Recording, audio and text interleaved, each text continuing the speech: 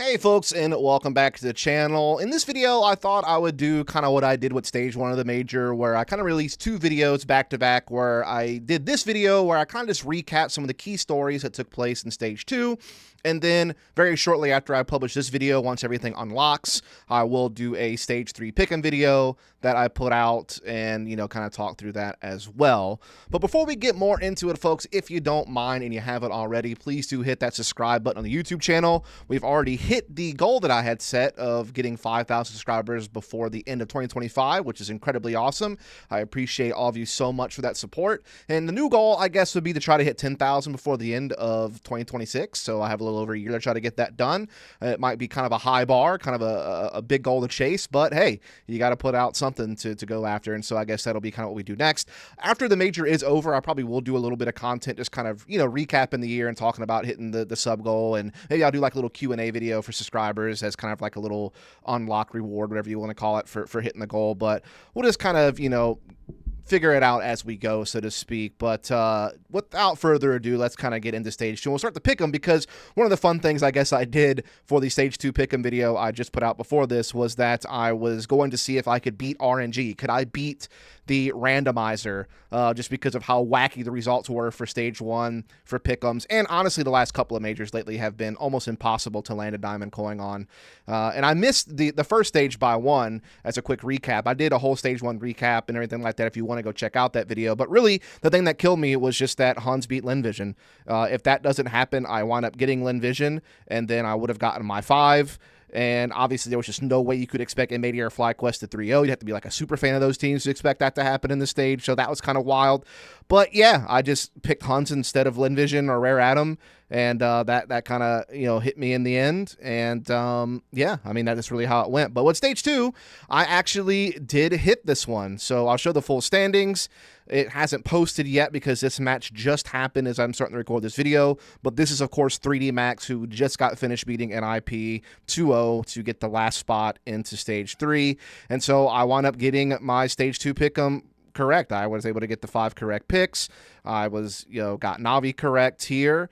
I did put Aurora there, and that was just kind of me thinking, oh, these are like kind of the two quote-unquote best teams as far as like ranking goes, and the fact that Aurora just won a tournament before the major, and the fact that Navi was a pretty solid team for this stage. I just kind of played the favorites in that regard. And then with the 0-3, Tyloo, I admit, was a bit of a stretch to pick as an 0-3 team, but I really did think like the loser of Imperial Made in Brazil would probably be an 0-3 team, just because I thought they were some of the weakest teams in the field.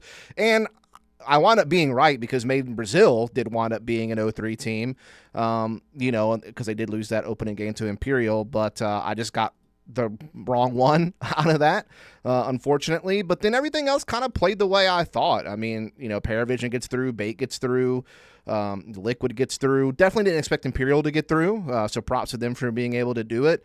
As we'll talk to this stage in a little bit on how they were able to do so. And then Passion UA able to get through. Congrats. And then, yeah, I did get 3D Max here correct. You can see I had him picked here. I actually had a situation the final day where I had already gotten Navi correct, right? And then I had already gotten Paravision and Bait correct. So I just needed 2 more teams to get through. And luckily for me, Liquid was playing Astralis, so I was guaranteed to get one of them. And then 3D Max was playing NIP, so I was guaranteed to get one of them. So that is ultimately how it played out. I was able to get the 5. Now let's see what the randomizer did, in case you guys were curious if I was able to beat the randomizers. I did hit 5 on the dot. So I know that the image quality here is going to be pretty terrible. So I'll try my best here. But the HLTV randomizer only got 2 correct. It got none of the 3-0s correct. It had 3D Max and Bait as 3-0. None of those. They both got through, but weren't 3-0. And then 0-3, they had Fnatic and Tyloo, and neither of those went 0-3. And then as far as people that they got right, they did get Paravision and Liquid right in the picks, but then they had Made in Brazil going through. They went 0-3, obviously. FaZe went through 3-0, so they had that right, but just in the wrong spot. And then, yeah, they were kind of right on the border on these two, because obviously Nip lost to 3D Max for a final spot, and same with M80 losing to Passion UA for a final spot. So it nearly got to 4, but only able to come up with 2. So HLTV randomizer was defeated by myself, as I did get the 5. And then as far as the Valve RNG, whenever I just clicked the randomizer button, this is what it came up with. It had Bait going 3-0 and Tyloo going 3-0. Obviously, Bait did get through, but not 3-0. Tyloo, of course, did not make it through. Then Passion UA actually made it through, didn't go 0-3, but it did get the main Brazil 0-3 correct, so congrats there to Valve. And then, yeah, they got Liquid and Imperial correct. They had Na'Vi right, but just in the wrong spot as they went 3-0, and then obviously they missed on Fnatic, Astralis, and NiP. But again, Astralis and NiP were in contention on the final day, so if those results go differently in these final best of threes, they actually would have hit 5 right on the dot. Luckily for me, though, I just would have tied them 5-5. So I defeated RNG. It's been done. It has proven that my analysis is better than just flipping a coin, and so for the stage 3 pick'em, we're just gonna go for it because apparently I can defeat RNG, so that is really great news. But now let's get into some of the key storylines for stage 2 to talk through. Now again, at this point in the video, you can just throw this on your second monitor or minimize. This is mostly just going to be me talking through some stuff, not really too much to look at. So go DM, go multitask, do whatever it is that you want to do, and we're just going to talk through some of this. I'm not going to go into crazy detail, just like with the stage 1 recap video. I just kind of want to hit the high points and kind of go on from there. So we shall start with the bad. Let's start with the bad, right? And I think really the bad things is obviously it was tough to see FlyQuest go 0-3 after going 3-0 in the previous stage. I mean, that is a pretty massive turnaround in the opposite direction. Obviously in the BO1s against Na'Vi and 3D Max, those are tougher opponents for this stage just based on their current world ranking. So I can't really knock them too hard for that. But I do think being Astralis in the best of 3 with some of the up and down nature that Astralis has had was certainly doable, but ultimately weren't able to get it done. And honestly, FlyQuest, I didn't have high expectations for them anyway with this major. They really had no good international results to speak of prior to coming to this tournament. So the fact that they're able to go 3-0 in stage 1 was actually a pretty pleasant surprise.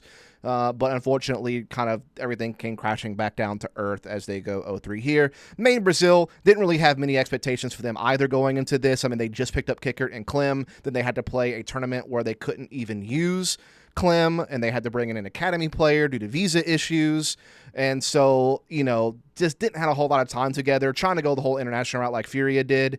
And yeah, just not a team that I thought really had a whole lot going for them. Someone please fucking save Insani from this team. This guy's actually a great aggressive rifler, entry fragger, definitely does speak really good English, could definitely be a huge asset on an international team. So for the love of God, someone please, please, please pick up Insani, because this team has been grim for quite a long time. Nothing seems to be working out. This international roster doesn't seem to be working out. It's just time to fucking let it go. As far as Tyloo going 1-3, really no shocker there. They, outside of winning that Fissure event, which was actually a very good result for them and probably the biggest win in Tyloo's entire history in CSGO or CS2, they had been really struggling recently ever since then. A lot of tournaments where they were going near last or dead last, and so didn't really have any expectations for them in this stage either. But of course, the biggest story of the entire list of teams that did not make it to the next stage has got to be Aurora. This is fucking awful. I mean, Aurora is a team that earlier this year was getting some deep runs in some big tournaments. I think they made the finals of Blast Bounty. They beat Vitality before Vitality went on their like 34 or whatever it was, best of threes in a row that they won. It may even be more than that. I can't remember the exact number. But again, they had the most dominant season of Counter-Strike ever, where they won everything after that point for the entire season, including the Blast Austin Major. And it solidified an era in CS2, the first in CS2. And Aurora was able to get a win on them before that started at that event where they were able to make the grand finals, where they ultimately lost. And they had a pretty good run at Katowice as well, making the playoffs. But other than that, they were kind of a team that initially was fighting with Mongols for kind of a top 5 spot in the world, because, you know, for a time there, Vitality was clearly number 1, obviously the first half of the year. So you had that. Mouse was basically playing second fiddle to Vitality the majority of the first season, so they were in the top 5 for sure. Falcons had a brief stint where they were looking like they were a top 5 team in the world, but then obviously the Blast Austin Major performance kind of knocked them out of that spot. Then, of course, you had Spirit, who was still very much always a consistent top 4 team throughout the first season. And then you essentially had like Mongols and Aurora were kind of fighting for number 5 for a lot of that stretch, right? Now you get into season 2 and it becomes a season of parity where, Vitality remains a top 5 team in the world, but kind of loses number 1 over time as they really only got 1 win the entire season. Meanwhile, Spirit got a couple of wins early in the season, even with some kind of roster changes involved with Sway and all that. They still managed to kind of get some stuff done. So, Vitality and Spirit were certainly in the top 5 for, the majority of this second season. Falcons gets back up into the top 5, really starting to perform well through a little bit of time with Kiyosuke. So they're in the mix. Mouse is still in the mix, in my opinion, as a kind of a top 5 team. They're still kind of placing in or near the top 5 pretty much every tournament that they play, right? Then you had Furia, obviously the big story of this season, winning 3 tournaments in a row, coming into the major, winning 4 tournaments overall in the season, and becoming the number 1 team in the world, right? And then you had G2 had a win. They've been kind of fighting around there. Navi won a smaller tournament. They've been kind of fighting around there, right? Obviously, you had Legacy, make 2 grand finals appearances, but then they fizzled out, and they hadn't done much before those 2 big grand finals. And essentially what I'm getting at is, and then, Mongols was still very much a top 5 team until the whole losing Senzu thing happened, right? And so in the midst of all that, though, Aurora, all of a sudden, just kept sliding further and further down the rankings within the top 10 because they were, making playoffs. They were getting top 8 finishes here and there, but all these other teams that I've mentioned surpassed them and leapfrogged them. And so they really saw their position in the world rankings decline and were starting to become a team that really lacked relevance. And they could occasionally beat some big teams, but they were never really getting the big results. They weren't winning tournaments. They weren't getting deep runs. They didn't look like even a contender to win tournaments.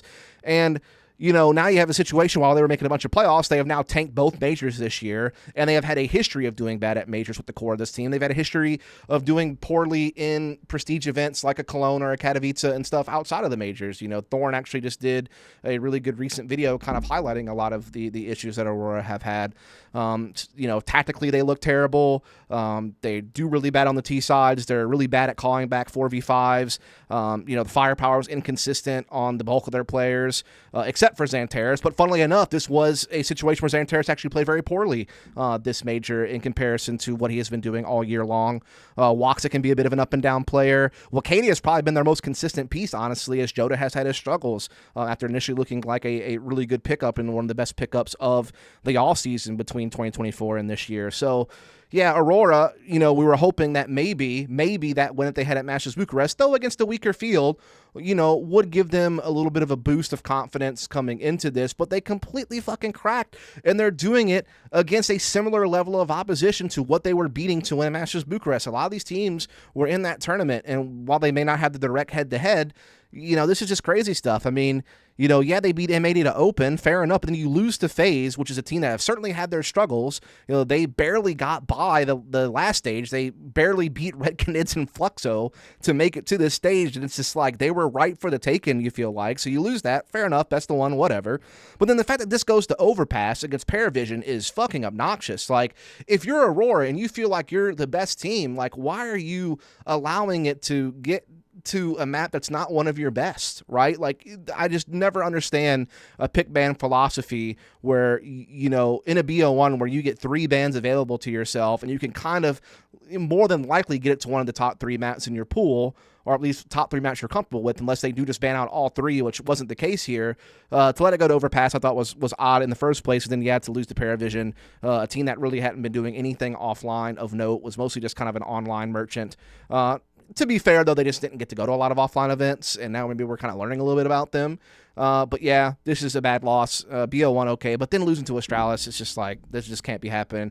Aurora should have some of the best firepower of any team in the world, just as far as pure skill and potential and ceiling, right? I mean, obviously, a team like Vitality has a load of skill. Furia has a load of skill. Falcons has a load of skill. Mouse has a load of skill.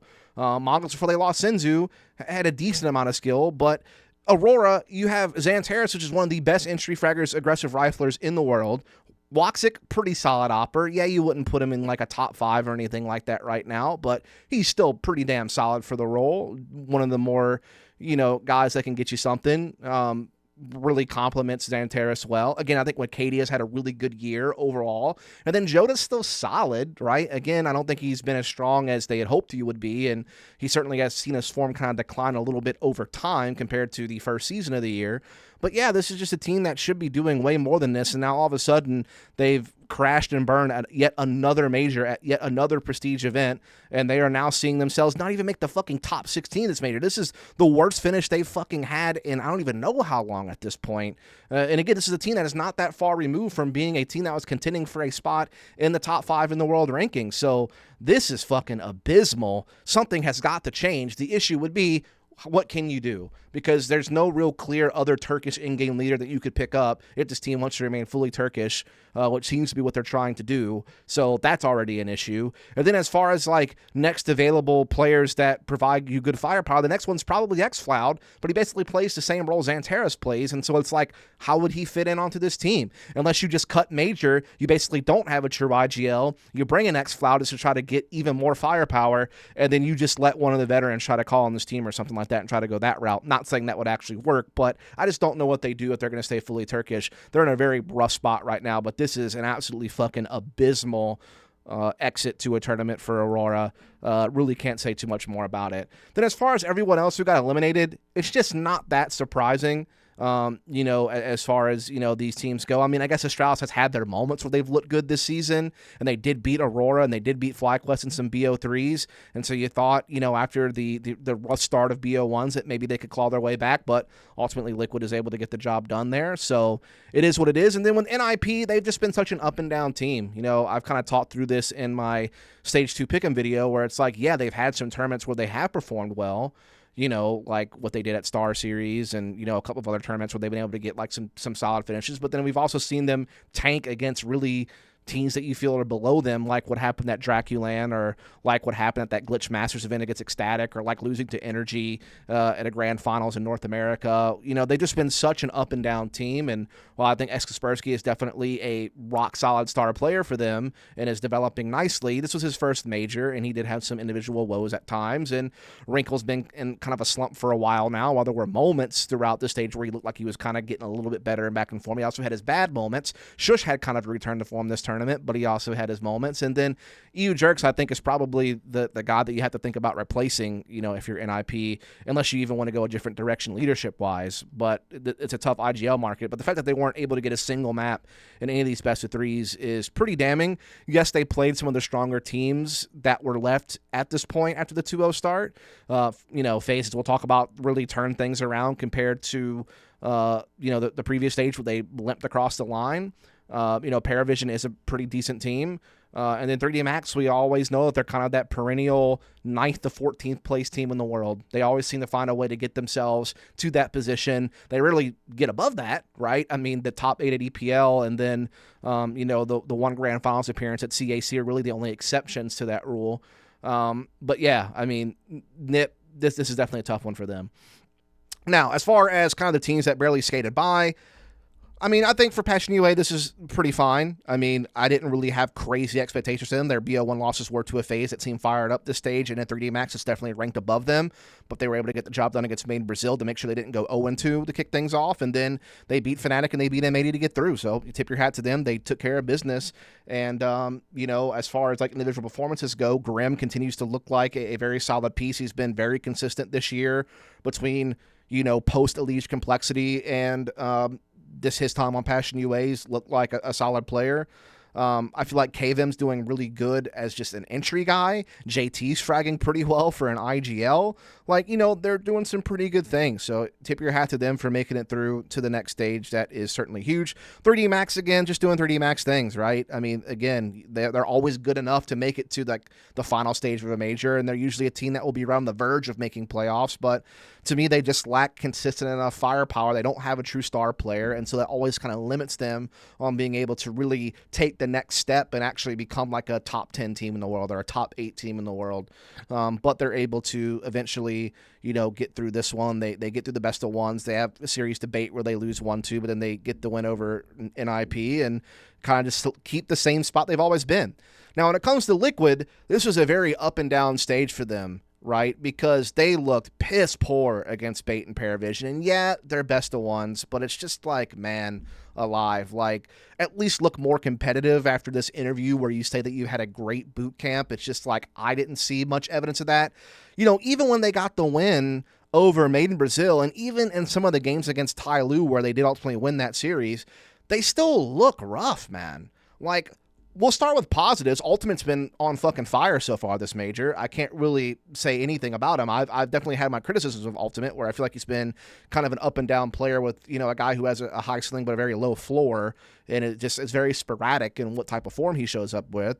But he's actually been very consistent throughout this stage of the major and has played very, very well. So tip your hat to him. Nertz also had a fantastic major. You know, he's a guy that was a star for Heroic last year, looked okay when he first joined Liquid, really struggled through some of the instability the team suffered with Twist IGLing, with Shuhei coming on, with them, you know, changing up roles, with them now making this latest move, you know, to bring on Elige and, you know, bringing a new coach and, you know, all this. He has really kind of struggled to match the form we know he's capable of. But I thought he did really well so far this stage as well. He was like their next best player after Ultimate this stage. And so individual form has looked good for some of their players. Elige has had his moments where he's looked exactly what you want, and same with Nas. So those are some of the positives from Liquid. And then obviously another positive I will say is they just looked good against Astralis. Like, this 2-0 looked very clean. Didn't really see anything that was like too much to worry about, I guess, is kind of the point I can get at. But when you look at the BO1 losses, and when you even look at some of these games against Main Brazil and Tyloo, I mean, they just still don't look on the same page. The spacing still looks bad. You know, I'm still seeing people kind of run in without anyone there to be there to trade them. So they just still have spacing and trading efficiency issues where they just don't look like they're on the same page. They don't look organized enough to me. And some of these like mid-round to late-round moments that they're trying to execute, particularly on the T side. And then even defensively, sometimes I see people trying to go for a little bit too much, trying to be a hero. And I get there's a fine line between playing not to lose and, you know, playing too aggressive. Like, you always have to find the perfect balance in that regard. But I just too often see people trying to make hero plays. And Shuhei's the one that kind of gets me the most. Like, this guy's an A anchor on Mirage, but the amount of times I will see him not be an anchor and not play to stay alive and buy time for rotations, or, you know, just give it up and play for the retake and just try to keep pushing A ramp or taking fights by himself on the site against multiple opponents. It's just like, what are we doing, man? Like, why are you doing this? You know, and there's times on T side where he's running in first, and that's fine if you want to be a sacrificial IGL to set up your stars. But it's like, the issue is if your star's not behind you to trade you, but you're still running in. And it's just like, there's just too many things like that that I see where this team just does not look on the same page. Their spacing looks bad. I think they're going to get exposed against elite opposition. You know, luckily they were able to, you know, get through some, in my opinion, not so great teams to make it through to the next stage. But I am very concerned at what's going to happen to them when they do have to play up against like one of the top 5 ranked teams in the world in a spot to do or die for a playoff position or something along those lines. So that is something that is certainly concerning. But hey, they got to the stage. Fair enough. You've done it. Now, as far as Paravision goes, after a tough loss to Tyloo, they beat Liquid, they beat Aurora, and then they 2-0 NIP. So can't really complain. Like, Paravision's getting a lot of value out of this major so far. You know, again, it's a team that was mostly known for what they were doing online. And then everybody knowing Jame, who a name that's been around for a very long time. And, you know, really their only LAN performance before this was when they won that Land of the LAN against BetBoom. That BetBoom was the only really opponent that had any name value that they beat at that event. I think they did bad at a Star Series, if I'm not mistaken, right? So they're continuing to kind of climb and just gain value in stock. Like, you know, this is actually a stage where Noda and AW actually played better. They were their 2 best players this stage. And, you know, normally it's like Jame and Zilo that I feel like is kind of like the quote-unquote stars of the team. And certainly Zilo still played pretty decent this stage if you look like an overall rating and things of that nature, right? But yeah, some of the other guys actually stepped up and played pretty well, even though Belch had kind of a weak stage, so to speak. But yeah, Paravision continued to gain value. Props to them. When it comes to Imperial, I mean, yeah, I'm just kind of surprised that they're still getting through, right? I thought they were a team that could have gone 0-3 last stage if they would have lost to Main Brazil. But they are 0-3 the stage, so they wouldn't have beaten Main Brazil. But they did. And then after losing to Navi, they beat Fnatic and they beat M80. So not the greatest strength of schedule. And honestly, I will say this, they also kind of got lucky in stage 1 with the strength of schedule. Because last stage, their wins were Rare Adam, who went 0-3, Huns, who went 1-3, and then Energy, who was playing with the stand-in. And, you know, they battled to 2-3, but still. It's like, you kind of got a little bit of a lucky draw on who you played against there. And then in stage 2, they beat Main Brazil, who's not very good at all, Fnatic, who isn't that great, and then M80, who is like still kind of low on the pecking order, if we're honest. Had a great first stage, but they're a team kind of like FlyQuest that went 3-0 last stage, where they weren't really doing hardly anything on the international level before this major. So again, they're kind of skating by against lighter opposition, so I still don't have a whole lot of faith in them to do a whole lot as far as like having a really deep major run. But to their credit, they got the job done. No Way continues to look like a solid rifler for them, as he has for some time. Try looks like a solid America's opera to keep an eye on, that has already played on a quote-unquote international team by being, from Argentina and playing on this team. So, yeah, I mean, fair enough, fair play. Got the job done. Bait continues to look good. Bait was a team that I had going through, a team that I do feel like has been kind of building up, and they're able to get through this stage 3-1. Their only loss being to Navi, who went 3-0, 0-2, but they beat 3D Max in the best of 3, and they had some wins over Liquid and Fnatic, and yeah, they're continuing to play the type of Counter-Strike I expected to see, right? I don't know if they're a playoff contender for the next stage or not, but they could potentially do it. Like, I don't think it's totally out of possibility. Would I pick them to? I'd have to think about it, and it's something I will think about a little bit more as we do the stage 3 pick'em video later. But hey, fair enough. And then FaZe, what a fucking turnaround from nearly getting eliminated in the first stage. I mean, remember, they lost some BO1s to Energy and Nip that they should not be losing after beating Vision. Barely got by Red Cadence and Fluxo. If it wasn't for like a crazy, diffuse clutch by Kerrigan, they would have gotten eliminated by Red Cadence 1-3. But they were able to have that miracle happen for them, winning the overtimes. Then even against Fluxo, they had to make another comeback in this one where they were down in a map that could have knocked them out of the tournament, and they got it done. So barely went by. But this stage, they clean sweep it with a win over Aurora and a 2-0 over Nip included. So, hey, what a crazy turnaround for FaZe. Twist continues to look like a fucking star player. Frozen continues to be a star player. So they're getting that wombo combo of Twist and Frozen continuing to play very well, which is kind of the win condition for FaZe. Is like you need those guys to be online to have a shot, it feels like. But tip your hat to fucking Jacob. We finally got to see some good play out of Jacob. So, I mean, it's good. It's good. Listen, we knew that he had mechanical ability and aim and stuff like that. It was more about just the roles he was going to play, how he responded to things, decision-making, how they work together as a system, and he's had a tough time on FaZe. Let's be real. Like, he has not done well. But this stage, he absolutely popped off and then played very well. And so, tip your hat to him. The negative would be is that Brokey is still struggling. I still think no matter what happens for FaZe this major, they are going to have to replace this guy. Yes, he did have a good game against Passion UA. Yes, he did have a good map against Nip on Inferno in that overtime victory. But he looked really poor against Aurora in that win, and he wasn't that great overall in the Nip series. He was kind of just average. So I still do think that the Brokey thing is still certain that is going to be worrisome for them. He's particularly struggled so far this major on the CT side in general. He also just playing very passively. And so I still have my concerns there, but, they did 3-0 the stage and they're through. Are they going to actually be a playoff contender? I mean, if Jacob, Twist, and Frozen keep playing like this, they might be able to squeak into like a final spot for the playoffs on the final day of group play, but still don't have crazy high hopes. But then Navi get through, again, some easier best-of-1 opponents, so you're not going to really go screaming at the hilltops about this, but then they got the 2-0 over Bait, which has been a team that's been pretty solid, and, Wonderful and Bit played excellent, have looked in really tip-top form, so tip your hat to them, and then, Makaze, still kind of on and off, but doing decently, right? Doing decently. But yeah, folks, that was just kind of a quick recap of some of the main things to look at from the second stage. Be on the lookout for a stage 3 pick'em coming out during the off day between stage 2 and stage 3. And yeah, we'll keep it going. Again, follow, subscribe, like, all that stuff if you haven't already, and catch you on the next one.